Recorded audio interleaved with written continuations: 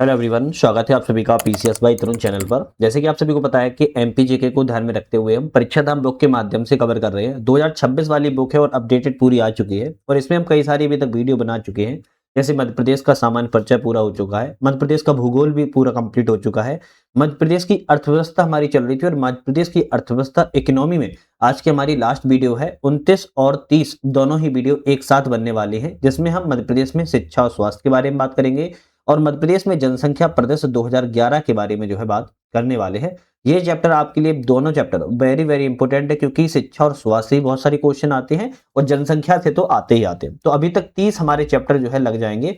31 से मध्य प्रदेश की पॉलिटी चालू होगी, उसको जरूर आप लोग थोड़ा सा ध्यान से देखिएगा। तो आज के जो हम चैप्टर की बात करने वाले हैं, मध्य प्रदेश में शिक्षा स्वास्थ्य से संबंधित चैप्टर की बात करेंगे, जो कि बहुत ही ज्यादा महत्वपूर्ण है। सबसे पहले हम मध्य प्रदेश में शिक्षा प्रथम के बारे में बात की जाएगी, उसके बारे में मध्य प्रदेश के विश्वविद्यालय देखेंगे, फिर प्रमुख फेलोशिप के बारे में बात की जाएगी, शिक्षा से संबंधित कुछ संस्थान होंगे, शिक्षा से संबंधित कुछ योजनाएं आपकी रहेंगी और प्रमुख सर्जन पीठ भी रहेंगे। अब आपका क्वेश्चन सर स्वास्थ्य के मामले में नहीं होगा, स्वास्थ्य का फिर एक अलग से, अभी उसके बाद ही चैप्टर शिक्षा के बाद स्वास्थ्य आएगा। तो मध्य प्रदेश में पहले हम शिक्षा में प्रथम की बात किया है, तो मध्य प्रदेश का प्रथम सैनिक स्कूल की बात किया तो रीवा में था। मध्य प्रदेश का प्रथम खेल विद्यालय की बात किया तो सीहोर में है। मध्य प्रदेश का प्रथम मेडिकल कॉलेज गजरा राजे मेडिकल कॉलेज आपके ग्वालियर में है। मध्य प्रदेश का पहला डेंटल मेडिकल कॉलेज इंदौर में है। मध्य प्रदेश का पहला माइनिंग कॉलेज सिंगरौली में है, लेकिन अभी प्रस्तावित है। और मध्य प्रदेश का पहला आवासीय संस्कृत स्कूल डिंडोरी जिले में खोला गया है। तो ये कुछ शिक्षा में प्रथम है, कहां पर खोलेगा इसके बारे में बात की है। मध्य प्रदेश के प्रमुख विश्वविद्यालय की बात की जाए, जैसे डॉक्टर हरि सिंह गौरव विश्वविद्यालय सागर में है, 1946 में स्थापना की गई थी। अच्छा, अब आप कहोगे सर यूनिवर्सिटी क्यों बता रहे हो, क्योंकि अगर आप पिछले पेपर उठा के देखोगे तो यूनिवर्सिटी मिलान करने के लिए पूछ लिया था कौन सी यूनिवर्सिटी किस जिले या किस आपके स्थान पर है, तो ऐसे भी क्वेश्चन अब बन जाते हैं। तो मध्य प्रदेश में हरि सिंह गौर विश्वविद्यालय सागर में है। रानी दुर्गावती जबलपुर में 1956 में स्थापना की गई थी। विक्रम विश्वविद्यालय उज्जैन में है, 1957 में स्थापना की गई। रानी लक्ष्मीबाई फिजिकल विश्वविद्यालय ग्वालियर में है, 1957 में इसकी भी स्थापना की गई। जीवाजीराव विश्वविद्यालय ग्वालियर में है, 1964 में इसकी स्थापना की गई थी। देवी अहिल्याबाई विश्वविद्यालय इंदौर में है, 1964 में स्थापना की गई। जवाहरलाल नेहरू कृषि विश्वविद्यालय जबलपुर में है, इसकी स्थापना 1964 में की गई थी। अवधेश प्रताप सिंह विश्वविद्यालय रीवा में है और इसकी स्थापना 1968 में की गई थी। बरकतुल्ला विश्वविद्यालय भोपाल में है, इसकी स्थापना 1970 में की गई थी। माखनलाल चतुर्वेदी पत्रकारिता विश्वविद्यालय भोपाल में है, जिसकी स्थापना 1990-91 के दौरान की गई। महर्षि योगी वैदिक विश्वविद्यालय करौंदी कटनी जिले में है, 1995 में इसकी स्थापना की गई थी। पंडित कुंजीलाल दुबे राष्ट्रीय संसदीय विद्यापीठ भोपाल में है, इसकी स्थापना 1998 में की गई थी। और राजीव गांधी प्रौद्योगिकी विश्वविद्यालय भी भोपाल में, इसकी स्थापना भी 1998 के दौरान की गई थी। इंदिरा गांधी राष्ट्रीय आदिवासी विश्वविद्यालय अमरकंटक जिले में है, जिसकी स्थापना 2008 में की गई थी। महर्षि पाणिनि संस्कृत विश्वविद्यालय उज्जैन में है, 2008 में इसकी स्थापना की गई। राजमाता विजयराजे सिंधिया कृषि विश्वविद्यालय ग्वालियर में है, जिसकी स्थापना 2008 में की गई। नानाजी देशमुख पशु चिकित्सा विज्ञान विश्वविद्यालय जबलपुर में है, जिसकी स्थापना भी 2009 में की गई थी। अटल बिहारी वाजपेयी हिंदी विश्वविद्यालय भोपाल में है, जिसकी स्थापना 2011 में की गई। सांची बौद्ध विश्वविद्यालय सांची में है, जिसकी स्थापना 2012 में की गई। महाराजा छत्रसाल बुंदेलखंड विश्वविद्यालय छतरपुर में है, जिसकी स्थापना 2014 में की गई थी। पंडित शंभुनाथ शुक्ला विश्वविद्यालय शहडोल जिले में है, जिसकी स्थापना 2016-17 में की गई थी। धर्मशास्त्र नेशनल लॉ कॉलेज आपका जबलपुर में है, जिसकी स्थापना 2018 में की गई। ये आपके कुछ नवीनतम विश्वविद्यालय की स्थापना से संबंधित है, जैसे राष्ट्रीय रक्षा विश्वविद्यालय आरआरयू भोपाल में है, 2020 में खोला गया था। क्रांति सूर टंटैया भील विश्वविद्यालय खरगोन में 2024 में खोला गया है। तात्या टोपे विश्वविद्यालय गुना में 2024 में खोला गया था। और रानी अवंतीबाई लोधी विश्वविद्यालय सागर में 2024 में जो है खोला गया था। राष्ट्रीय रक्षा विश्वविद्यालय नया परिसर का निर्माण 2025 में किया गया है, इसको भी थोड़ा सा ध्यान रख सकते हो। 1827 में सागर के पंडित कृष्णराव ने शिक्षा में उन्नति के लिए निःशुल्क पाठशाला भी प्रारंभ जो है करवाई थी। बाद में अंग्रेज कैप्टन जेम्स पैटन और विलियम बेंटिंग ने कृष्णराव की मदद भी की थी और विलियम बेंटिंग ने 1835 में राव साहब की उपाधि दी थी इन्हें। कुछ नई शिक्षा नीति 2020 में लाई गई थी, जिसका प्रारूप आपका 29 जुलाई 2020 को आया था। अध्यक्ष इसके डॉक्टर के कस्तूरी रंगन थे। शालेय शिक्षा की नई संरचना 5+3+3 4 इस टाइप में रखी गई थी, मतलब कि 3 से 8 वर्ष के लिए 5 वर्षीय, 5 से 11 के लिए 3 वर्षीय, 11 से 14 के लिए 3 वर्षीय और 14 से 18 वर्ष के लिए 4 वर्षीय योजना के प्रारूप में इसको रखा गया था। 5-3-3-4। इस सकल घरेलू उत्पाद जीडीपी का 6% शिक्षा पर जो है खर्च किया जाता है। एक मिशन अंकुर चलाया जा रहा है जिसमें कक्षा 1 से 3 के छात्रों के लिए मूलभूत साक्षरता और संख्या ज्ञान को रोचक बनाने की बात यहाँ पर की गई है। मध्य प्रदेश में प्रमुख फेलोशिप भी बात की जाए तो साहित्य कला के क्षेत्र में गजानन माधव मुक्तिबोध फेलोशिप चल रही है। ललित कला के क्षेत्र में अमृता सेलगिल फेलोशिप चल रही है। संगीत के क्षेत्र में उस्ताद अलाउद्दीन खां फेलोशिप चल रही है। शास्त्रीय संगीत के क्षेत्र में चक्रधर फेलोशिप चल रही है और पत्रकारिता के क्षेत्र में राजेंद्र माथुर फेलोशिप दी जाती है, ध्यान रखिएगा। तो यहाँ पर अभी तक हमने जितने भी विश्वविद्यालय और फेलोशिप की बात की है वो आपके लिए एग्जाम्स के पॉइंट ऑफ व्यू से इंपॉर्टेंट है। शिक्षा से संबंधित कुछ निगम एवं मंडल है उसकी बात की है, जैसे पाठ्य पुस्तक निगम भोपाल में है, 1968 में स्थापना की गई थी। मध्य प्रदेश हिंदी ग्रंथ अकादमी भोपाल में, इसकी स्थापना भी 1969 में की गई। मध्य प्रदेश माध्यमिक शिक्षा मंडल भोपाल में है जिसकी स्थापना 1965 में की गई थी। राज्य शैक्षणिक अनुसंधान एवं प्रशिक्षण परिषद भोपाल में है जिसकी स्थापना 1982 में की गई। मध्य प्रदेश माध्यम भोपाल में, इसकी स्थापना 1983 में की गई। तो एक तो चीज संबंधित समझ में आ गई, शिक्षा से संबंधित जितने भी मंडल और निगम है सारे कहां पर हैं, सभी आपके भोपाल शहर में, ध्यान रखिएगा। स्थापना वर्ष सबका अलग अलग है। इसके बाद मध्य प्रदेश में शिक्षा से संबंधित कुछ योजनाएं भी चल रही है, जैसे जवाहर नवोदय विद्यालय योजना 1986 में आई गई थी। शिक्षा गारंटी योजना 1997 में। स्कूल चले हम अभियान 2000 से 2001 के दौरान चालू किया गया था। पढ़ना बढ़ना योजना प्रारंभ 2003 में। प्रतिभा किरण योजना 2008 में। विक्रमादित्य निःशुल्क शिक्षा योजना 2008-9 में। सुदामा शिष्य वृत्ति योजना 2008 से 9 में। एकलव्य शिक्षा विकास प्रारंभ किया गया था 2010 में। शिक्षा मित्र ऐप 2015 में लॉन्च किया गया था।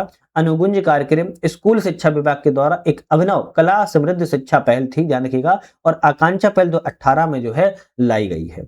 मध्य प्रदेश के कुछ सृजन पीठ भी हैं, जैसे निराला सृजन पीठ की बात की जाए तो बरकतुल्लाह विश्वविद्यालय भोपाल में था लेकिन अब इसे भारत भवन में संपन्न जो है किया जाता है। प्रेमचंद सृजन पीठ विक्रम विश्वविद्यालय उज्जैन में है। मुक्ति बोध सृजन पीठ हरिसिंह गौर विश्वविद्यालय सागर में है। सुभद्रा कुमारी चौहान सृजन पीठ रानी दुर्गावती विश्वविद्यालय जबलपुर में है। बाल साहित्य सृजन शोध पीठ इंदौर में है। तुलसी सृजन पीठ चित्रकूट में प्रस्तावित है। परशुराम सृजन पीठ जानापाव महू में प्रस्तावित है। आदि शंकराचार्य सृजन पीठ ओमकारेश्वर खंडवा में प्रस्तावित है और भवभूति शंकर पीठ जीवाजी विश्वविद्यालय ग्वालियर में प्रस्तावित है। तो ये 4 आपके भी प्रस्तावित है, बने नहीं है, इनको भी देख सकते हो। चिकित्सा शिक्षा की बात की जाए, है ना, मेडिकल एजुकेशन की बात की जाए तो मध्य प्रदेश में चिकित्सा शिक्षा की शुरुआत 1848 से 1878 के आसपास KEH king Edward medical school Indore की स्थापना जो है की गई थी। इसके बाद 1946 में मध्य प्रदेश राज्य का पहला चिकित्सा विश्वविद्यालय महाविद्यालय गजरा राज्य मेडिकल कॉलेज ग्वालियर में जो है स्थापित किया गया था। इसके बाद आजादी हुई तो 1948 का समय आया, Mahatma Gandhi memorial medical college Indore में स्थापना की गई। 13 अगस्त 1955 को लाल बहादुर शास्त्री के द्वारा गांधी मेडिकल कॉलेज भोपाल में उद्घाटन किया गया। इसके पश्चात 1955 को ही जबलपुर में नेताजी सुभाष चंद्र बोस मेडिकल कॉलेज की स्थापना की गई और तदुपरांत 1961 में मध्य प्रदेश का पहला डेंटल मेडिकल कॉलेज इंदौर में स्थापित जो है किया गया था। ड्रोन स्कूल की बात की जाए, ड्रोन स्कूल की बात अगर हम करें तो समाचार पन्नों में क्या खबर रही है, मध्य प्रदेश का पहला ड्रोन स्कूल ग्वालियर में शुरू हुआ है। इस ड्रोन स्कूल में हर माह 40 से 50 बच्चों को ड्रोन तकनीक में प्रशिक्षित जो है किया जाएगा। ग्वालियर के अलावा जबलपुर, सतना, भोपाल, इंदौर में भी ड्रोन स्कूल जो है खोला जाना प्रस्तावित किया गया है। तो इतनी जगह पे और अभी खोले जा सकते हैं। स्ट्रीम नाम आपने सुना ही होगा, दक्षिण कोरिया की तर्ज पर मध्य प्रदेश के सरकारी स्कूलों में स्ट्रीम पद्धति को लागू किया जा रहा है, जिसमें एस का मतलब साइंस होता है, टी का मतलब टेक्नोलॉजी, ई का मतलब इंजीनियरिंग, ए का मतलब होता है आर्ट्स, एम का मैथमेटिक्स। तो साइंस, टेक्नोलॉजी, इंजीनियरिंग, आर्ट्स और मैथमेटिक्स पद्धति को लागू किया जा रहा है और स्ट्रीम पाठ्यक्रम को लागू करने वाला मध्य प्रदेश देश का पहला राज्य बन गया है। स्ट्रीम में अमेरिका और दक्षिण कोरिया के टीचर मध्य प्रदेश के जो बच्चों हैं उनको प्रशिक्षण प्रदान यहाँ पर जो है करेंगे या करवाया जाएगा। मध्य प्रदेश में प्रमुख संस्थान और महाविद्यालय भी हैं, जैसे बात की जाए भारतीय तकनीकी संस्थान IIT मध्य प्रदेश में एकमात्र IIT इंदौर शहर में स्थित है। इंदौर में इसकी स्थापना 2009 में की गई थी। IIT इंदौर के पहले निदेशक प्रोफेसर प्रदीप माथुर बने हुए थे। सेकंड क्वेश्चन आता है भारतीय प्रबंध संस्थान IIM, जिसकी स्थापना भी इंदौर शहर में की गई है और 1996 में। अखिल भारतीय आयुर्विज्ञान संस्थान एम्स की बात की जाए तो एम्स को 2012 में भोपाल में स्थापित किया गया था। इसका नामकरण राजमाता विजयराजे सिंधिया के नाम पर किया जाना प्रस्तावित है। भारतीय वन प्रबंधन संस्थान भोपाल में है और यह भोपाल में 1982 में स्थापित किया गया था। स्वीडिश अंतर्राष्ट्रीय विकास सहयोग एजेंसी इसकी सहायता करने के लिए स्थापित की गई है। माधव संगीत महाविद्यालय ग्वालियर में है, जिसकी स्थापना हिंदुस्तानी शास्त्रीय संगीत विद्वान पंडित विष्णु नारायण भातखंडे ने 1918 में की हुई थी। बी आर अम्बेडकर सामाजिक विज्ञान संस्थान की बात की जाए तो महू मध्य प्रदेश में है, और भारत रत्न डॉक्टर बाबा साहेब अम्बेडकर के सम्मान में मध्य प्रदेश शासन ने 14 नवंबर 1988 को इस राष्ट्रीय संस्थान की स्थापना जन्मस्थली महू जिला इंदौर में की। 2016 में इसे विश्वविद्यालय का दर्जा जो है प्राप्त हो चुका है। लक्ष्मीबाई और राष्ट्रीय शारीरिक शिक्षा संस्थान की बात करें तो ग्वालियर में है, और प्रदेश का पहला शारीरिक प्रशिक्षण संस्थान है। इसकी स्थापना 1957 में की गई थी। डॉक्टर हरि सिंह गौर केंद्रीय विश्वविद्यालय सागर जिले में है, जिसकी स्थापना 18 जुलाई 1946 को की गई है। पूर्व में इसका नाम सागर विश्वविद्यालय था, लेकिन फरवरी 1983 में नाम बदलकर डॉक्टर हरि सिंह गौर विश्वविद्यालय कर दिया गया है। 15 जनवरी 2009 को इसे केंद्रीय विश्वविद्यालय का भी दर्जा दिया जा चुका है। अटल बिहारी वाजपेयी हिंदी विश्वविद्यालय भोपाल में है, जिसकी स्थापना 19 दिसंबर 2011 को की गई थी। यह अधिनियम 21 दिसंबर 2011 से प्रभावशाली माना गया था, और इस विश्वविद्यालय का उद्देश्य हिंदी भाषा का अध्यापन, प्रशिक्षण और प्रसार करना शामिल है। इसके बाद Rustam ji armed police training college Indore में है, जिसकी स्थापना 1980 में की गई थी, और 1988 में से पुलिस ट्रेनिंग महाविद्यालय का दर्जा दिया गया है। भारतीय सूचना प्रौद्योगिकी संस्थान IIITM Indian institute of information technology and management, जो कि ग्वालियर में है, इसकी स्थापना 1997 में की गई थी। अटल बिहारी वाजपेयी भारतीय सूचना प्रौद्योगिकी एवं प्रबंधन संस्थान भी इसको जो है कहा जाता है। इसके बाद उच्च शिक्षा उत्कृष्ट संस्थान की बात किया है तो इसकी स्थापना भोपाल में की गई है 1995-96 में, ध्यान रखिएगा। चलिए भोज विश्वविद्यालय के बारे में बात कर लेते हैं। इसकी स्थापना भोपाल में की गई थी, और 1951 अधिनियम के तहत 1 अक्टूबर 1992 को। इसका उद्घाटन की बात किया तो 19 अक्टूबर 1992 को राष्ट्रपति डॉक्टर शंकर दयाल शर्मा के द्वारा किया गया था। इसका उद्देश्य है दूरस्थ शिक्षा को बढ़ावा देना। यह देश का दूसरा सबसे बड़ा खुला विश्वविद्यालय के तौर पर जाना जाता है। पंडित शंभुनाथ शुक्ला विश्वविद्यालय की बात किया तो शहडोल में है, और दिनांक 16/9/2016 को मध्य प्रदेश के असाधारण राजपत्र में विश्वविद्यालय अधिनियम जारी किया गया था, और इसकी स्थापना 1 जून 2017 को की गई है। इसकी स्थापना विंध्य प्रदेश के मुख्यमंत्री रहे पंडित शंभुनाथ शुक्ला के नाम पर ही की गई है। महात्मा गांधी ग्रामोदय विश्वविद्यालय चित्रकूट सतना में है।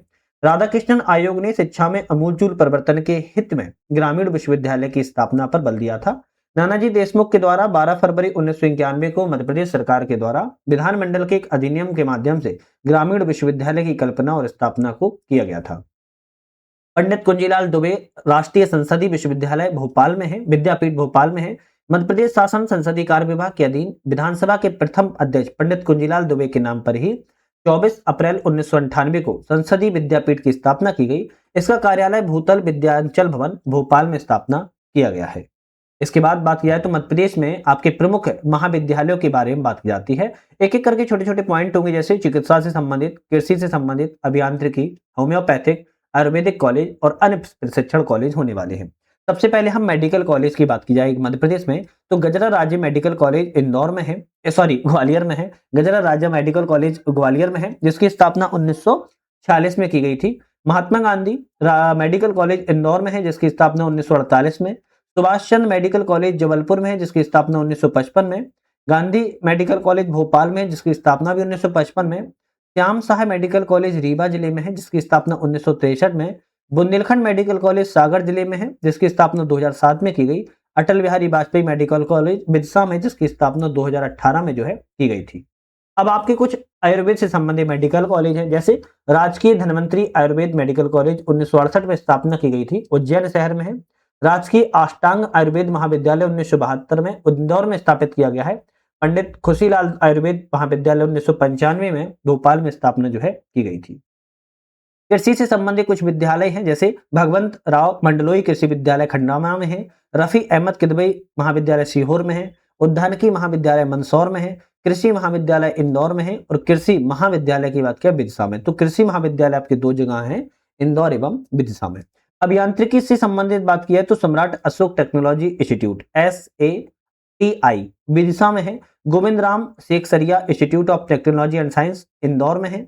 इंदिरा गांधी इंजीनियरिंग कॉलेज सागर जिले में है, और Madhav institute of technology and science Gwalior शहर में है। मध्य प्रदेश में होम्योपैथिक महाविद्यालय की बात की जाए तो शासकीय स्वशासी होम्योपैथिक महाविद्यालय भोपाल में है। नारायण श्री होम्योपैथी महाविद्यालय भोपाल में है। Ramakrishna college of homoeopathy and medical science भी भोपाल में है। श्री रामनाथ सिंह होम्योपैथी महाविद्यालय भिंड में है। इंदिरा गांधी होम्योपैथी धार जिले में है। महात्मा गांधी होम्योपैथी जबलपुर में है और वसुंधरा राजे होम्योपैथी की बात किया तो ग्वालियर में स्थापित किया गया है। इसके बाद कुछ निजी विश्वविद्यालय अधिनियम 2007 के तहत स्थापित किए गए थे, जैसे JP university engineering and technology Guna के राघोगढ़ में है। स्वामी विवेकानंद विश्वविद्यालय सागर में है। डॉक्टर सर्वपल्ली राधाकृष्णन विश्वविद्यालय भोपाल में है।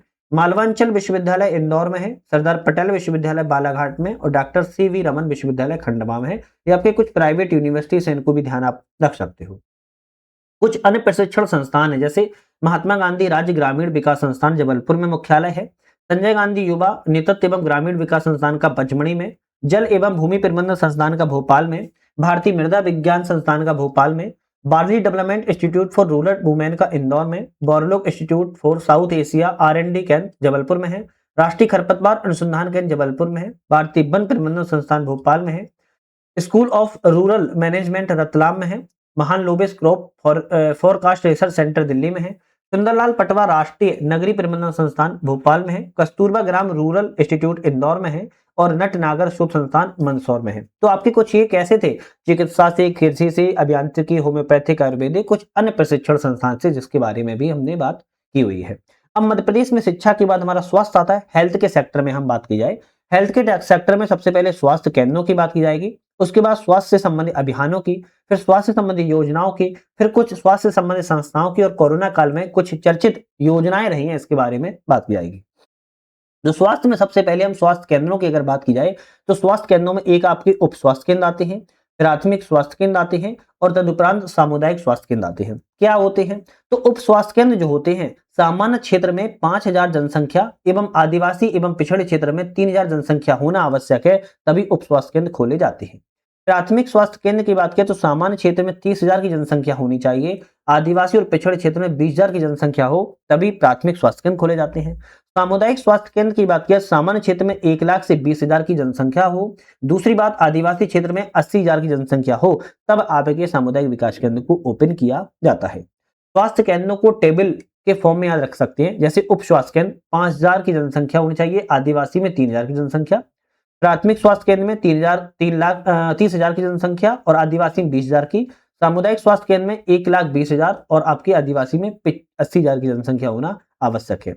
जिला अस्पताल की बात करें तो प्रत्येक जिला का एक हेड मुख्यालय या प्रत्येक जिला अस्पताल होता है। वर्तमान में 55 आपके जिला अस्पताल है। उप स्वास्थ्य केंद्र की बात करें, वर्तमान में स्थिति 10,256 मध्य प्रदेश में है। प्राथमिक स्वास्थ्य केंद्र 1442 है, सामुदायिक स्वास्थ्य केंद्र आपके 348 है। मध्य प्रदेश के द्वारा कुछ सरकार ने कुछ अभियान चलाए हैं, जैसे ममता लाड़ो अभियान, ममता अभियान। ममता अभियान मातृ एवं शिशु मृत्यु दर की समस्या को समाप्त करने के लिए चालू किया गया था। लाड़ो अभियान बाल विवाह की रोकथाम के लिए, लालिमा अभियान एनीमिया रोग से मुक्ति पाने के लिए, गौरवी अभियान को घरेलू हिंसा बचाओ महिला सम्मान के लिए, वसुंधरा अभियान पौधारोपण से संबंधित है, मुस्कान अभियान महिला जागरूकता और उनके सम्मान के लिए लागू किया गया था, पंख अभियान बहुत चर्चा में रहा है, बेटी बचाओ बेटी पढ़ाओ योजना के तहत है, उदिता अभियान या मिशन महिमा किशोरियों को जो महामारी के दौरान स्वच्छता से संबंधित जानकारी होती है उसको प्रबंध करवाना है, बाल संजीवनी अभियान कुपोषण से संबंधित है, चरण पादुका अभियान प्रवासी मजदूरों से संबंधित है और इंपोर्टेंट रहा है कोरोना काल में, सांस अभियान निमोनिया के कारण शिशु मृत्यु दर में कमी लाने से संबंधित है, सुमन अभियान गर्भवती महिलाओं और नवजात शिशुओं को मुफ्त में गुणवत्ता वाली स्वास्थ्य सेवाएं प्रदान करने से संबंधित है, स्पर्श अभियान निःशक्त जनों को स्पर्श कार्ड प्रदान करना है, गो ब्लू अभियान पर्यटन स्थलों को नीले रंग से बाल अधिकारों के प्रति जागरूकता अभियान लाना है, पोषण महोत्सव महिला और बच्चों को पोषण से मुक्ति से संबंधित जानकारी देना है और थैंक्स मॉम वृक्षारोपण से संबंधित है। तो ये मध्य प्रदेश में कुछ आपके सरकार के द्वारा अभियान चलाए गए थे, जिसके हमने बारे में अभी बात की है। महिलाओं से संबंधित कुछ आपके होने वाले हैं, जैसे बच्चों से, महिला से और कुछ अन्य होंगे। अब सबसे पहले हम बच्चों संबंधित योजनाओं की बात कर लेते हैं। बच्चों संबंधी योजना कौन सी चली थी? मुख्यमंत्री बाल श्रवण उपचार योजना, जिसे 2015 में लाया गया था। इसके तहत 5 वर्ष तक के श्रवण बाधित बच्चों को निःशुल्क उपचार दिया जाता है। मुख्यमंत्री बाल हृदय उपचार योजना 2011 में लागू की गई थी। हृदय रोग से पीड़ित बच्चे होते हैं जो 0 से 15 वर्ष के लिए, उनको निःशुल्क उपचार देना होता है। राष्ट्रीय बाल स्वास्थ्य कार्यक्रम 2013 में लाया गया था। आंगनबाड़ी और विद्यालय में 18 वर्ष तक के बच्चों को निःशुल्क स्वास्थ्य परीक्षण जो है किया जाएगा। अटल बिहारी आरोग्य पोषण मिशन 2010 में लाया गया था। मध्य प्रदेश में बच्चों में कुपोषण दूर करने अटल बिहारी आरोग्य पोषण मिशन प्रारंभ किया गया है। इस मिशन के तहत शक्तिमान योजना जो है संचालित की जा रही है। महिलाओं से संबंधित कुछ स्वास्थ्य योजनाएं भी रही हैं, जैसे मंगल दिवस योजना 2007-8 में लाई गई थी। प्रथम मंगलवार गोद भराई होती है, दूसरे मंगलवार को अन्नप्राशन होता है, तीसरे मंगलवार को बाल चौपाल होता है, चतुर्थ मंगलवार को लालिमा दिवस मनाया जाता है। प्रत्येक 3 माह के 5वें मंगलवार को पोषण दिवस के रूप में मनाए जाने का भी प्रावधान है। जननी सुरक्षा की बात करें तो 12 अप्रैल 2005 को आया था। संस्थागत प्रसव की सुविधा प्रदान करना है। आयुष्मती योजना 1991 में लाई गई थी। गरीबी रेखा के नीचे वाली जो महिलाएं होती है उनको चिकित्सा सुविधा प्रदान करना है। आशा की बात करें 2005 में लाया गया था। प्रत्येक गांव में मान्यता प्राप्त एक सामाजिक स्वास्थ्य कार्यकर्ता आशा के द्वारा प्रसव सेवा के माध्यम से मदद करना है। आशा कार्यकर्ता 25 से 45 वर्ष की विवाहित और विधवा महिला को हो सकती है। कुछ अन्य स्वास्थ्य संबंधी योजनाओं की बात किया तो दीनदयाल एम्बुलेंस योजना 2011-12 में लाई गई थी। डायल 108 के द्वारा आकस्मिक चिकित्सा के लिए सहायता प्रदान की जाती है। सरदार पटेल निःशुल्क औषधि वितरण योजना 17 नवंबर 2012 को लाई गई थी। यह योजना सेठ गोविंद दास अस्पताल जबलपुर से प्रारंभ की गई है। दीनदयाल अंत्योदय उपचार योजना 2004 में लाई गई थी। गरीबी रेखा से नीचे 20,000 रुपए तक का इसमें स्वास्थ्य सेवा प्रदान जो है की जाती है। दीनदयाल चलित अस्पताल 2006 में लाया गया था। आदिवासी दूर दराज क्षेत्रों में 150 दीनदयाल चलित अस्पतालों की स्वास्थ्य सेवा प्रदान कराना है। कोरोना काल की संबंधित कुछ योजनाएं रही हैं, जैसे 27 अप्रैल 2020 को इम्यूनिटी सिस्टम बढ़ाने के लिए जीवन अमृत योजना को प्रारंभ किया गया था। 20 मई 2020 को पैदल चल रहे प्रवासी मजदूरों को चप्पल वितरण के लिए और चरण पादुका अभियान इसको चालू किया गया था। 1 जुलाई 2020 को भोपाल से किल कोरोना अभियान की शुरुआत की गई थी। मध्य प्रदेश में 6 जुलाई 2020 से हमारा घर हमारा विद्यालय अभियान चलाया गया था। एक संकल्प बुजुर्ग के नाम से एक अभियान मध्य प्रदेश में चलाया गया है। एक मास्क अनेक जिंदगी की एक अभियान चलाया गया था और सुरक्षा से सहयोग से सुरक्षा भी आपकी एक अभियान जो है चलाया गया था। सोच सोच कर चिंता में तू वक्त जाया ना कर, जितना भी समय मिले पढ़ाई में लगाया कर। तू मेहनत करता जा और खूब मजे ले जिंदगी के, जो जलता हो तरक्की से और उसे जलाया कर। जब कुछ समझ में ना आए क्या पढ़ना चाहिए तो चुपचाप आपको पीसीएस बाई तरुण खोल के बैठ के पढ़ लेना चाहिए। ध्यान रखिएगा, ठीक है। चलिए, स्वास्थ्य से संबंधित कुछ कॉलेज और संस्थाएं अस्पताल हैं, जैसे अखिल भारतीय आयुर्विज्ञान संस्थान जो कि एम्स जिसे कहा जाता है 2012 में स्थापित किया गया था भोपाल में, और इसका नामकरण राजमाता विजया राजे सिंधिया के नाम पर जो है प्रस्तावित है। प्रथम यूनानी चिकित्सा महाविद्यालय बात किया है तो बुरहानपुर में खोला गया है और इसका पूरा नाम सोफिया हमीदिया तिब्बिया यूनानी महाविद्यालय है। गांधी मेडिकल कॉलेज भोपाल में है। 13 अगस्त 1955 को लाल बहादुर शास्त्री के द्वारा इसका उद्घाटन किया गया था। हृदयराम प्राकृतिक योग महाविद्यालय की बात किया है तो मध्य प्रदेश का योग प्राकृतिक चिकित्सा महाविद्यालय भोपाल के बैरागढ़ में स्थापित किया गया है। मदर मिल्क बैंक की बात किया है तो पहला मदर मिल्क बैंक 2022-23 में इंदौर के महाराजा तुकोजीराव होलकर अस्पताल में स्थापित किया गया है। दूसरा मदर मिल्क बैंक जबलपुर के रानी दुर्गावती अस्पताल में प्रस्तावित है। इस बैंक में मां के दूध को 6 दिन तक सुरक्षित रखा जाता है। भारत का प्रथम मदर मिल्क बैंक की बात किया तो मुंबई के लीलावती हॉस्पिटल में खोला गया है। दीदी कैफे की बात किया तो मध्य प्रदेश में जरूरतमंद महिलाओं को रोजगार देने के लिए 52 जिलों में दीदी कैफे खोले गए हैं। दीदी कैफे का संचालन पंचायत एवं ग्रामीण विकास विभाग के द्वारा किया जाता है। राज्य मानसिक स्वास्थ्य प्राधिकरण की बात किया तो इसकी स्थापना 2 सितंबर 2020 को की गई थी। National institute of health mental health and research की बात किया तो सीहोर में केंद्रीय सामाजिक न्याय मंत्रालय के द्वारा इसका निर्माण जो है किया जा रहा है।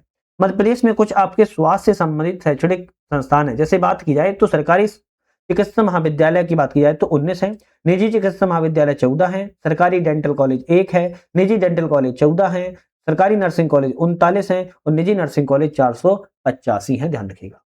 स्वास्थ्य से संबंधित कुछ नवीन पहले भी कहे गए, जैसे सुमन सखी चैटबॉट 17 सितंबर 2025 को लाया गया था। इसका उद्देश्य है कि महिलाओं को गर्भावस्था के दौरान देखभाल एवं उच्च जोखिम कारकों की जानकारी देना। 2030 तक मध्य प्रदेश को फाइलेरिया से मुक्ति बनाना है। 2030 तक ही मध्य प्रदेश को कुष्ठ उन्मूलन का संकल्प भी लिया गया है। राष्ट्रीय सिकल सेल रोग उन्मूलन लक्ष्य 2047 जो है रखा गया है। मध्य प्रदेश देश का पहला राज्य है जिसने पब्लिक हेल्थ कैडर की शुरुआत की है। 17 से सितंबर से 16 अक्टूबर 2025 तक राष्ट्रीय पोषण माह के रूप में मनाया गया है। सशक्त नारी सशक्त परिवार अभियान का शुभारंभ 17 सितंबर 2025 को प्रधानमंत्री मोदी के द्वारा धार जिले से किया गया था। मध्य प्रदेश का पहला बायोटेक्नोलॉजी पार्क जावद नीमच में है। मध्य प्रदेश का पहला मेडिकल डिवाइस पार्क उज्जैन में है। पीएम एयर से एम्बुलेंस सेवा की शुरुआत 2024 में की गई है। मध्य प्रदेश साइंस सिटी की स्थापना उज्जैन में की गई। इंदौर जबलपुर में बोन मैरो ट्रांसप्लांट का प्रारंभ किया गया है। 3 नए जिला अस्पताल मेहर, महुगंज और पाटना में शुरू किए गए हैं। भारत सरकार ने एनीमिया मुक्त भारत इंडेक्स 25-26 के अनुसार मध्य प्रदेश ने लगातार दूसरी तिमाही में देश भर में प्रथम स्थान भी प्राप्त यहाँ पर जो है किया हुआ है। तो यहाँ पर हमने अभी जो आपके हैं बहुत इंपॉर्टेंट चैप्टर की बात कर रहे हैं, ध्यान रखना है, विथआउट स्किप आप उसको देखते चलिए। स्वास्थ्य संबंधी कुछ परीक्षा उपयोगी फैक्ट होने वाले हैं जो कि इंपॉर्टेंट है, जैसे खेसरी दाल। खेसरी दाल क्या होता है? दाम में सस्ती होने की वजह से खेसरी दाल को गरीबों की थाली कहा जाता है। इसके साइड इफेक्ट को देखते हुए मध्य प्रदेश सरकार ने इस पर पाबंदी भी लगा दी है। इसके सेवन से न्यूरोलॉजिकल विकार यानी थैलेरिज्म नामक रोग होता है, जिसकी वजह से शरीर के निचले हिस्से में अपंगता जो है फैल जाती है। लीला जोशी पद्मश्री 2020 से सम्मानित लीला जोशी का संबंध रतलाम जिले से है। 23 वर्ष आदिवासी क्षेत्रों में कुपोषण एनीमिया के उपचार के लिए समर्पित रही है। मध्य प्रदेश की मदर टेरेसा ने कहा जाता है। उपचारात्मक स्वास्थ्य सेवा रोगग्रस्त होने के बाद स्वास्थ्य सेवा प्रदान करना उपचारात्मक स्वास्थ्य सेवा कही जाती है। निरोधात्मक स्वास्थ्य सेवा रोगग्रस्त होने से पहले ही स्वास्थ्य सेवा प्रदान करना निरोधात्मक स्वास्थ्य सेवा कही जाती है। आनंद संस्थान की बात करें तो ऐसा संस्थान जहां कोई भी व्यक्ति आवश्यकता से अधिक वस्तुओं को अन्य जरूरतमंद लोगों के लिए सकता है। जरूरतमंद व्यक्ति अपनी जरूरत का सामान यहां से ले सकते हैं। आनंद उत्सव कार्यक्रम का आयोजन प्रत्येक वर्ष 14 से 28 जनवरी तक मनाया जाता है। प्रत्येक जिले के 52 जिलों में 172 निर्धारित स्थानों पर आनंदम केंद्र संचालित किए जाते हैं। प्रदेश में 52 जिलों में एक गांव को आनंद ग्राम के रूप में विकसित करने का भी चयन जो है किया जा रहा है। मिशन इंद्रधनुष की बात करें जिसकी शुरुआत 25 दिसंबर 2014 को स्वास्थ्य परिवार कल्याण मंत्रालय के द्वारा की गई थी। इसका उद्देश्य कि 2020 तक टीकाकरण कार्यक्रम से वंचित सभी बच्चों को शामिल करना। 7 बीमारियों को इसमें शामिल किया गया है: खसरा, पोलियो, काली खांसी, टेटनेस, तपेदिक, डिप्थीरिया, हेपेटाइटिस बी। लेकिन इसमें अभी हाल ही में कुछ और नई बीमारियों को शामिल किया गया है, जिसमें रुबेला, रोटावायरस, निमोनिया, मेनिनजाइटिस, जापानी इंसेफेलाइटिस। तो ये आपकी कुछ बीमारियां हैं जो मिशन इंद्रधनुष के अंतर्गत जो है रखी गई है, ध्यान रखिएगा। चलिए अब हमारे यहाँ पर एक नया चैप्टर आता है जिसकी बात किया है तो मध्य प्रदेश की जनसंख्या परिदृश्य 2011 के बारे में बात करेंगे। और जनसंख्या परिदृश्य आप अगर पीवाईक्यू उठा के देखोगे आपके एग्जाम में 2 से 3 क्वेश्चन प्रति वर्ष आते हैं, हर साल पूछे ही जाते हैं। आप इसको जो है चैप्टर को छोड़ते हो तो आप अपना बहुत बड़ा लॉस करोगे, याद रखिएगा। खैर वो आपकी मर्जी है। अब हम मध्य प्रदेश की जनसंख्या पॉपुलेशन के बारे में सबसे पहले पृष्ठभूमि को देखेंगे, फिर भारत एवं जनसंख्या में तुलना की बात करेंगे, उस पर बाद मध्य प्रदेश की जनसंख्या की हम एक करके बात करने वाले हैं। प्राचीन काल में भारत में जनगणना करने का साक्ष्य जो है चाणक्य के द्वारा लिखित अर्थशास्त्र की पुस्तक में मिलता है। लेकिन भारत में आधुनिक प्रणाली के रूप में पहली बार जनगणना लॉर्ड मेयो के काल में 1872 में देखने को मिलती है। लेकिन भारत में विधिवत रूप से जनगणना लॉर्ड रिपन के कार्यकाल में 1881 में की गई थी, और जो वर्तमान समय में भी प्रति 10 वर्ष पर जो है की जाती है। 11 जुलाई को विश्व जनसंख्या दिवस के रूप में मनाया जाता है। मध्य प्रदेश के अस्तित्व 1956 के बाद 2011 की जनगणना प्रदेश की 6वीं जनगणना के रूप में जानी जाती है। मध्य प्रदेश में पहली जनगणना 1961 में की गई थी, तो 1961, 1971, 1981, 1991, 2001, 2011 ये 6वीं जनगणना 2011 वाली मध्य प्रदेश की है 1956 के अस्तित्व में आने के बाद। मध्य प्रदेश में आबादी धर्म के अनुसार बात किया है तो यहाँ पर हिंदू धर्मों की बात किया तो 90.89% देखने को मिलेंगे, मुस्लिम 6.57%, सिख 0.29%, ईसाई 0.19%, सिख 0.21%, बौद्ध 0.30%, जैन 0.78%, अघोषित 0.13%, अन्य 0.83%। आप चाहो तो इसका स्क्रीनशॉट लेना है ना, 2011 की जनसंख्या 2021 की अनुमानित जनसंख्या पर जो है तुलना करते रहना, ठीक है। तो इसका स्क्रीनशॉट आप ले लो। महाविभाजक वर्ष, ये इंपॉर्टेंट है। महाविभाजक वर्ष, लघु विभाजक वर्ष। महान विभाजक वर्ष की बात किया तो भारत में 1921 के दशक में जन्म वृद्धि दर न्यूनतम रही है और यह काल महान विभाजक वर्ष के रूप में जाना जाता है। लघु विभाजक वर्ष भारत में 1951 में जन्म वृद्धि दर अधिकतम रही थी, जिसे लघु विभाजक वर्ष के रूप में जो है जाना जाता है। 10 लाख की आबादी से वाले जो शहर हैं इंदौर, भोपाल, जबलपुर, ग्वालियर है, जिसमें उज्जैन शामिल नहीं है, ध्यान रखिएगा। तो 4 शहरों को याद कर लो, इंदौर, भोपाल, जबलपुर और ग्वालियर, जहां पर 10 लाख से ज्यादा आबादी देखने को मिलती है। अरे एक मिनट, इसके बाद अगर बात की जाए यहां पर हम तुलना बात करेंगे 2011 में भारत और मध्य प्रदेश की जनसंख्या की बात किया है। मध्य प्रदेश में 7 करोड़ 26 लाख है, जबकि भारत में 121 करोड़ है। 2011 की बात की जा रही है ना। जनसंख्या घनत्व की बात किया 236 प्रति व्यक्ति वर्ग किलोमीटर है, वहीं भारत में 382 व्यक्ति प्रति वर्ग किलोमीटर है। जनसंख्या वृद्धि 20.35% मध्य प्रदेश में है, भारत में 17.7% है। लिंगानुपात 931 मध्य प्रदेश का है और भारत का 943 है। साक्षरता की बात की जाए तो मध्य प्रदेश में 69.32% है और भारत में 73% है। तो ये मध्य प्रदेश और भारत की क्या है भाई, आपका तुलना की गई है, ध्यान रखिएगा। अब हम मध्य प्रदेश की जनसंख्या की बात किया है तो मध्य प्रदेश में सर्वाधिक जनसंख्या वाले जिले कौन से हैं? इंदौर सबसे ज्यादा जनसंख्या वाला है, जहां पर 32,76,697 जनसंख्या है। दूसरे स्थान पर जबलपुर आता है, जिसकी जनसंख्या 24,63,289 है। फिर तीसरे नंबर पर सागर आता है, 23,78,458 सबसे ज्यादा सर्वाधिक जनसंख्या वाले जिले हैं। अगर हम बात किया न्यूनतम जनसंख्या वाले जिले वर्तमान में, तो पाडुरना है, फिर निवाड़ी है, उसके बाद हरदा है। तो ये देख सकते हो यहाँ पर 3,74,310 पाडुरना में, 4,48,700 आपकी निवाड़ी में, और हरदा में 5,70,465 है। लेकिन मध्य प्रदेश में न्यूनतम जनसंख्या वाला जिला 2011 की जनगणना के अनुसार हरदा माना जाता था, जबकि पाडुरना जब से नया जिला बन गया है तो वहां की जनसंख्या हो चुकी है। प्रदेश में सर्वाधिक क्षेत्रफल वाले जिले की बात किया तो शिवपुरी का सबसे बड़ा क्षेत्रफल है, दूसरे नंबर पर छिंदवाड़ा और तीसरे नंबर पर सागर आता है। प्रदेश में सबसे कम क्षेत्रफल वाले जिलों में बात किया तो निवाड़ी का सबसे कम है, फिर दतिया का, फिर आपका भोपाल का आता है, ध्यान रखिएगा। चलिए अब हम लिंगानुपात की बात कर लेते हैं। किसी क्षेत्र विशेष में पुरुष और स्त्री की संख्या के अनुपात को लिंगानुपात कहते हैं। लिंगानुपात को सेक्स रेशियो के नाम से भी जो है इंग्लिश में जाना जाता है। किसी भौगोलिक क्षेत्र में प्रति 1000 पुरुषों के मुकाबले स्त्रियों की संख्या कितनी है इसकी बात की गई है। मान लो मेलों की बात की जाए तो मेल जो पुरुष हैं वो आपके 1000 है, 1000 पर महिलाओं की बात की जाए कितनी है, तो 1000 पे महिलाएं मध्य प्रदेश में 931 2011 के जनगणना के आंकड़ों के अनुसार देखने को मिलती हैं। रीवा जिले का लिंगानुपात की बात की जाए और राज्य मध्य प्रदेश का लिंगानुपात बिल्कुल बराबर है 931/1000, तो ध्यान रखिएगा। सर्वाधिक लिंगानुपात वाले जिले कौन से हैं जहां पर आपका पुरुषों से ज्यादा महिलाएं? बालाघाट में 1021 है, अलीराजपुर में 1011 है, मंडला में 1008 है। यहां पर महिलाओं से ज्यादा पुरुष है। सबसे कम महिलाएं किस जिले में है तो भिंड में केवल 837 है, मुरैना में 840 और ग्वालियर में 864। ये क्या है, केवल नहीं है इतने क्षेत्र में, 1000 पर बात की यहां पर जो है की जा रही है। तो भिंड, मुरैना, ग्वालियर सबसे न्यूनतम लिंगानुपात वाले जिले हैं। सर्वाधिक लिंगानुपात वाले जिले बालाघाट, अलीराजपुर और मंडला है।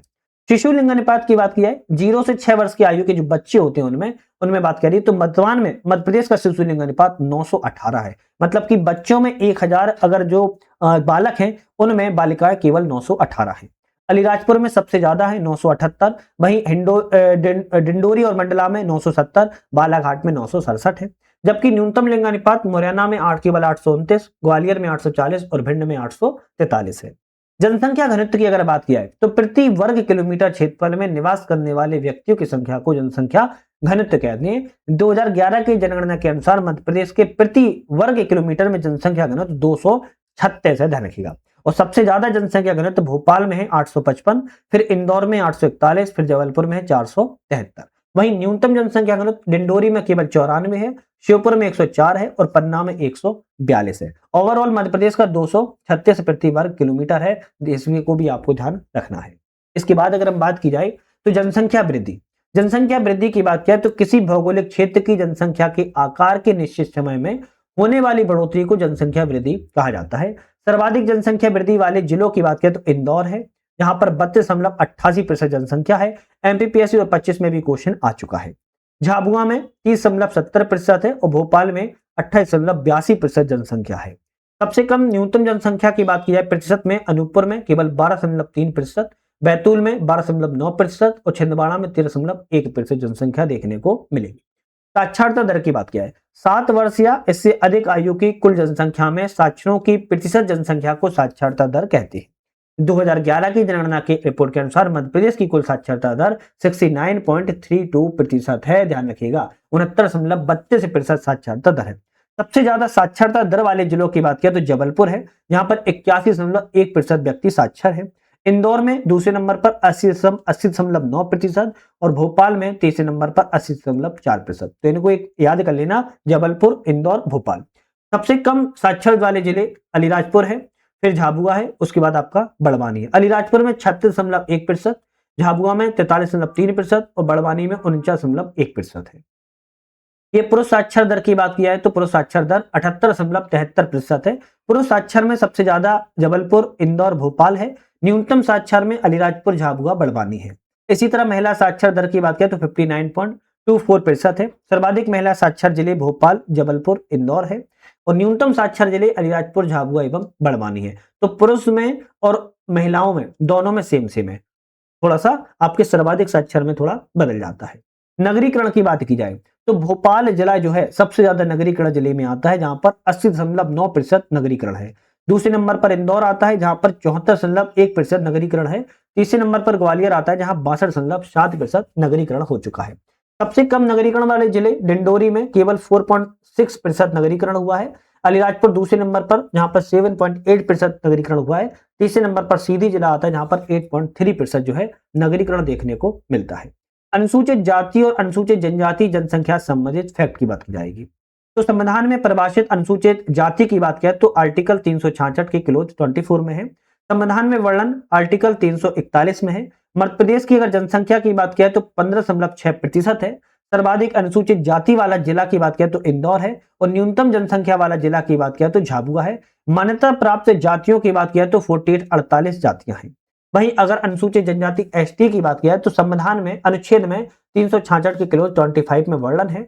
आर्टिकल संविधान में 342 है। मध्य प्रदेश की जनसंख्या का 21.1% आता है। सर्वाधिक जनसंख्या वाला जिला धार है, और न्यूनतम जनसंख्या वाला जिला भिंड है। और अनुसूचित जनजाति की जातियों की बात किया तो 43 देखने को मिलती है। 2003 में कीर, मीना और पारधी, ये तीन जो आपकी जातियां थी, आपकी अनुसूचित जनजाति वर्ग से हटा दी गई हैं। इसलिए अब पहले 46 थी, जिससे अब बचकर जो है केवल 43 बची हुई है, ध्यान रखिएगा। मध्य प्रदेश में अगर अनुसूचित जाति की सर्वाधिक जनसंख्या वाले जिलों की बात की है तो इंदौर सबसे बड़ा जिला है। इसके बाद उज्जैन और फिर सागर आता है, ध्यान रखिएगा। और न्यूनतम अनुसूचित जाति वाले जनसंख्या जिलों की बात की तो झाबुआ, अलीराजपुर और डिंडोरी आता है। अनुसूचित जाति में प्रतिशत वाले जिलों में बात की जाए तो उज्जैन सबसे ज्यादा प्रतिशत में है, 26.4%। दतिया दूसरे नंबर पर 25.5% और टीकमगढ़ तीसरे नंबर पर 25% है। उसके बाद न्यूनतम अनुसूचित जाति जनसंख्या में प्रतिशत में बात किया है तो झाबुआ में केवल 1.7% अनुसूचित जाति है। अलीराजपुर में केवल 3.7% और मंडला में 4.6% अनुसूचित जाति देखने को मिलेगी। वहीं अनुसूचित जनजाति की अगर बात की जाए तो सर्वाधिक अनुसूचित जनजाति जनसंख्या की बात किया एसटी की तो धार जिले में सबसे ज्यादा है, फिर बड़वानी, फिर आपका झाबुआ। वहीं सबसे कम अनुसूचित जनजाति की बात किया जनसंख्या में तो भिंड में सबसे कम है जनसंख्या, फिर दतिया, फिर उसके बाद मुरैना। अब प्रतिशत में अगर अनुसूचित जनजाति की बात किया तो अलीराजपुर में सबसे ज्यादा है 89%, झाबुआ दूसरे नंबर पर 87%, बड़वानी तीसरे नंबर पर 69.4% आपके एसटी है। सबसे कम अनुसूचित जनजाति जनसंख्या की बात किया भिंड में सबसे कम अनुसूचित जनजाति है केवल 0.4%, फिर दूसरे नंबर पर मुरैना आता है 0.9% और दतिया तीसरे नंबर पर आता है 1.9%, ध्यान रखिएगा। चलिए अब संभाग के बारे में बात कर लेते हैं। सर्वाधिक जनसंख्या वाले संभाग इंदौर, जबलपुर, उज्जैन है। न्यूनतम जनसंख्या वाले संभाग शहडोल, नर्मदापुरम, चंबल है। तो आपको इन 3-6 को याद कर लेना है। सबसे ज्यादा इंदौर में संभाग में जनसंख्या है, फिर जबलपुर, फिर उज्जैन में। सबसे कम शहडोल, नर्मदापुरम, चंबल संभाग में आपको जनसंख्या देखने को मिलेगी। विगत वर्षों में आयोग के द्वारा कुछ इर्द गिर्द प्रश्न पूछे गए, इसकी बात कर लेते हैं। और ये चैप्टर्स का अंतिम पड़ाव है और बहुत इंपोर्टेंट है। 2011 जनगणना के अनुसार मध्य प्रदेश में सर्वाधिक 10 की वृद्धि वाला जिला इंदौर जिला है। एमपीपीएससी प्री 2025 में क्वेश्चन आया है, पीछे लिखे हैं कब पूछे गए। 2011 की जनगणना के अनुसार ही सबसे कम जनसंख्या वाला जिला हरदा जिला है। 2011 की जनगणना के अनुसार मध्य प्रदेश की न्यूनतम बाल जनसंख्या वाला जिला हरदा है। 2011 की जनसंख्या के अनुसार आकार की दृष्टि से मध्य प्रदेश का देश में 5वां स्थान है। 2011 के अनुसार मध्य प्रदेश की साक्षरता दर 69.3% है। 2011 की जनगणना के अनुसार मध्य प्रदेश का जनसंख्या घनत्व 236 व्यक्ति वर्ग किलोमीटर है। 2019 से 2021 के मध्य में शिशु मृत्यु दर 41.3% थी। 2011 की जनगणना के अनुसार मध्य प्रदेश की शहरी जनसंख्या का प्रतिशत 27.6%। 2011 की जनगणना के अनुसार मध्य प्रदेश में ग्रामीण जनसंख्या का प्रतिशत 72.4% है। और ये दोनों पॉइंट इंपोर्टेंट है, अभी तक क्वेश्चन नहीं आए हैं। 2011 के जनगणना के अनुसार कुल श्रमिकों में से कितने प्रतिशत कृषि क्षेत्र में लगे हुए हैं तो 69.8% व्यक्ति लगे हुए हैं। 2011 की जनगणना के अनुसार मध्य प्रदेश की कुल जनसंख्या में कार्यशील जनसंख्या का प्रतिशत 43.5% है।